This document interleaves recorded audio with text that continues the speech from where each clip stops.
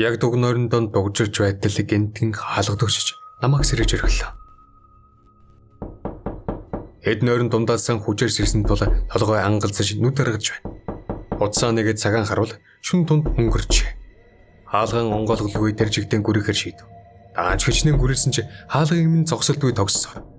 Ориг минь олон бүр сэргээсээр. Гэсэн чи би гүрээсээр. Новш гэж. Ямар хараал эдмэр нь ийм харшнөр яах гээд байгаа гэж хэлэхгүй хаалга төвшөд байдаг байна. Эмэрхүү маягаар гүрээсээр хэвдэж байтал гэнтэн хаалгаж ихрэн дуурхан дээр. Дотор бод хийх шиг л болж. Хаалга онгойлгошж байх юм бахта. Би цойрлсон шүү дээ. Яаж? Хэмээн бодсоор огцон мэргэж хаалга руу харав.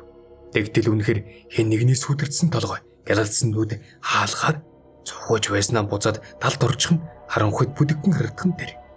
Хэрв та уг зохиолыг бүрэн ихээр нь сонсохыг хүсвэл Mbook аппликейшнаас хүлээн авна уу?